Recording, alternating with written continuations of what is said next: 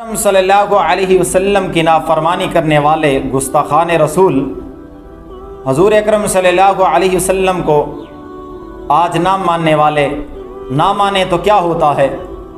حضور اکرم صلی اللہ علیہ وسلم کی ذات ایسی ہے، اگر ماننے پہ آئے تو مردہ جانور بھی حضور اکرم صلی اللہ علیہ وسلم کی گواہی دے۔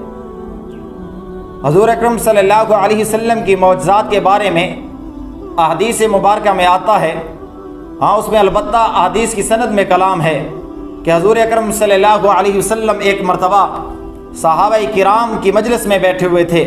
صحابہ کرام نے حضور اکرم صلی اللہ علیہ وسلم کو گھیرا ہوا تھا۔ یہ مبارک مجلس بیٹھی ہوئی تھی کہ بنو سلیم کا آدمی ایک گزرا، وہ جب حضور اکرم صلی اللہ علیہ وسلم کی شان دیکھی، اس کے ارد گرد حضور اکرم صلی اللہ علیہ وسلم کو صحابہ کرام نے گھیرا ہوا ہے، چاند ستاروں کے درمیان بیٹھا ہوا ہے، تو کھڑا ہو گیا، کہنے لگا یہ کیسا شخص ہے، یہ کون ہے، کیا بات کرتا ہے؟ صحابہ کرام رضوان اللہ تعالی علیہم اجمعین نے کہا یہ اللہ کا رسول ہے۔ اب جب اس نے دیکھا کہ اللہ کا رسول ہے اور یہ نبوت کا اعلان کرتا ہے تو نعوذ باللہ وہ کہنے لگا حضور اکرم صلی اللہ علیہ وسلم کو کہ اتنی تو عورتیں جھوٹی نہیں ہوتی جتنا یہ جھوٹا کلام ہے۔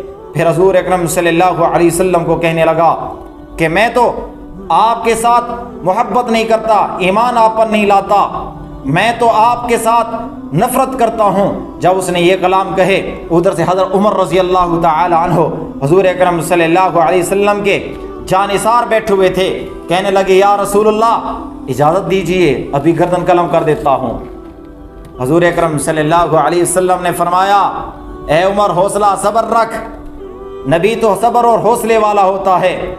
پھر حضور اکرم صلی اللہ علیہ وسلم نے فرمایا کہ اے عرابی تجھے کس بات نے ہم سے اتنا بھڑکایا ہوا ہے، آپ ہم پر کیوں غصے ہو رہے ہیں؟ اس نے کہا یا رسول اللہ، حضور صلی اللہ علیہ وسلم کہنے لگا کہ میں آپ پر ایمان نہیں لاتا لیکن ایک طریقے پر لاؤں گا۔ حضور اکرم صلی اللہ علیہ وسلم نے پوچھا وہ کون سا طریقہ ہے؟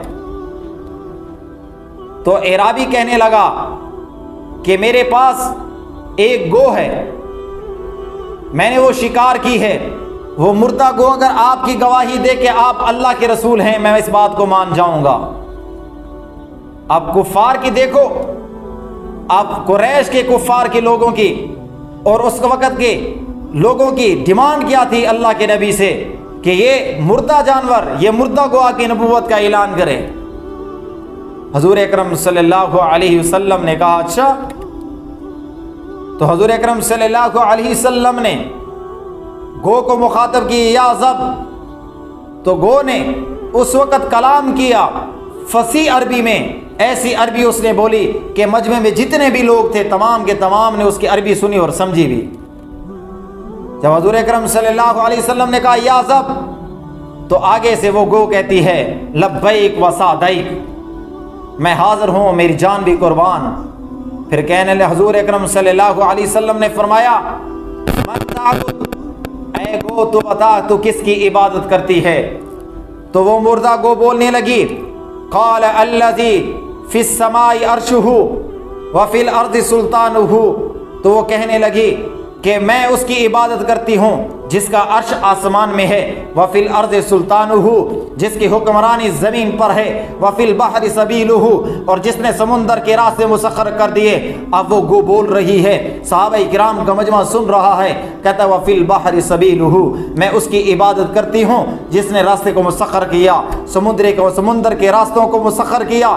پھر کہنے لگی وفی النار عذابہ وفی الجنت رحمتہ، کہ وہ اللہ میں اس کی عبادت کرتی ہوں جس کی رحمت جنت ہے، جس کا عذاب آگ ہے۔ پھر حضور اکرم صلی اللہ علیہ وسلم نے فرمایا من انا، میں کون ہوں یا زب، میرے بارے میں بتلائیے۔ پہلے تو اللہ کے بارے میں توحید کا اعلان تھا، اب حضور اکرم صلی اللہ علیہ وسلم نے جب کہا من انا، اب نبوت کا اعلان کر رہی ہے۔